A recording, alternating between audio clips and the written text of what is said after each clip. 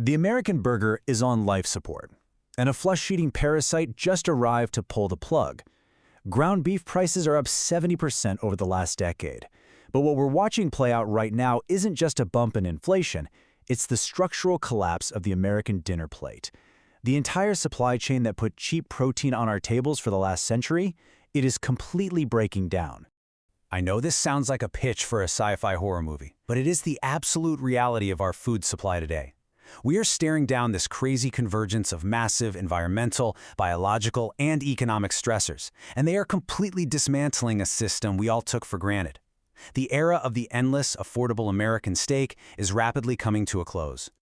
The casualties are already hitting the streets. 72. That's how many locations Jack in the Box has already shuttered, directly because of skyrocketing beef costs. When the basic math of selling a hamburger no longer works for a multi-billion-dollar fast food giant, you know the foundation is cracking. This isn't some distant threat. It's actively wiping out our most iconic value brands as we speak. You're already feeling the squeeze at the grocery store. A pound of ground beef is sitting at $6.70. Think about that. It now costs 60% more than boneless chicken breast or pork chops. For decades, ground beef was the ultimate budget staple, the easy weeknight dinner. Today, the everyday backyard BBQing is turning into a luxury event reserved for the wealthy. Which brings us to the absolute wildest twist in this whole crisis. The U.S. Army Corps of Engineers is currently building a $1 billion fly factory down in Texas. Their literal, actual mission is to breed, irradiate, and drop hundreds of millions of sterile flies out of airplanes every single week. They are doing this to fight the New World screwworm. This is a highly destructive, flesh-eating parasite migrating north from Central America.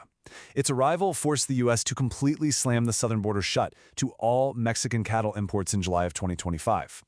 That sci-fi fly factory is literally the only defensive shield standing between us and a total beef blackout, because that parasite choked off our critical supply of cheap feeder cattle overnight. A collapse like this doesn't happen in a vacuum. Let's trace how we got here. We hit our peak cattle herd in 2019. Then a brutal drought in 2022 forced ranchers into mass liquidations. They had to sell off their mother cows because the grass literally burned away. Then you add in the 2025 border closure from the parasite, and you get a devastating domino effect.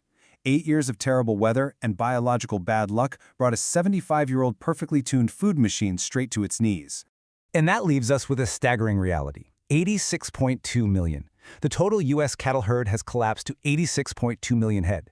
That is the absolute lowest inventory we have seen since 1951. We are trying to feed a modern American population, a population that has more than doubled in size with the exact same number of cattle we had when Harry Truman was president. We are paying 2026 prices for a 1951-sized herd. The cheap burger is officially a relic of the past. The raw material needed to make it simply does not exist anymore. We're looking at a catastrophic 8 million head loss across the entire supply chain. Whole regions are watching their agricultural backbone just vanish. States like Kentucky and Arkansas are staring at localized inventory lows they haven't experienced since the 1960s.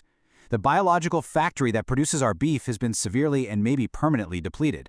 So why don't ranchers simply breed more cows to cash in on these record-high prices? It seems logical, right? The answer is something called the neutral producer trap, and it is the hidden mechanism keeping your grocery bills violently high. A rancher right now faces a brutal dilemma. You can sell a young female cow, a heifer, today for an incredibly massive, guaranteed quick cash payday at the auction barn. Or you can hold on to her, but that means risking a highly expensive 3-year breeding cycle while 61% of cattle are still living under active drought conditions. Most are taking the guaranteed cash. They aren't rebuilding. The biological lag is too long, and the climate risk is simply way too high. The downstream consequences of that decision are completely warping the market. Meat packers are bleeding $219 on every single cow they process right now. They're paying astronomical cash prices for those few remaining cattle, which completely destroys their margins. Their only defense mechanism is to deliberately slow down production. They process fewer cows, which restricts the supply of meat hitting your grocery store even more, ironically keeping retail prices incredibly high. The industry is frantic. They are in a desperate race to adapt to having practically no purebred beef cows left. So they are executing what analysts are calling the mutant dairy cow pivot. There is a massive data anomaly happening right beneath the surface. While traditional beef cow numbers continue to crater, the milk cow inventory is actually growing. The industry's new survival strategy is to crossbreed dairy cows with beef bulls to create a hybrid calf. They are leaning heavily on the dairy sector just to generate enough raw material to keep ground beef flowing into supermarkets. That supply desperation is triggering absolute panic in corporate boardrooms. Fast food operators are quietly eating 32% beef cost inflation while scrambling to reinvent their businesses. Burger King is testing digital AI assistants to aggressively slash human labor costs, basically just to hide the fact that the actual meat inside a Whopper is no longer profitable. McDonald's is desperately pushing extra value meals to keep shell-shocked consumers from walking away entirely. All of this builds to a terrifying macroeconomic climax. As our domestic cattle supply flatlines and ranchers refuse to rebuild the herds, we are essentially being forced to outsource the entire American dinner plate. We are opening the floodgates to the rest of the globe.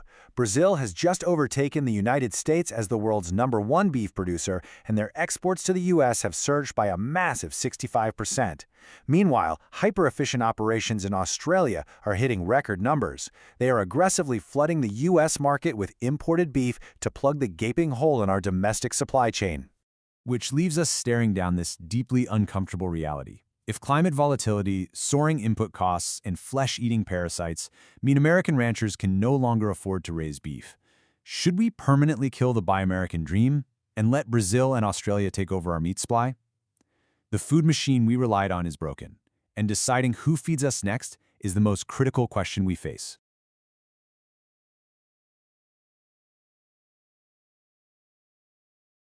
An investment in knowledge pays the best interest, so why not invest in this channel?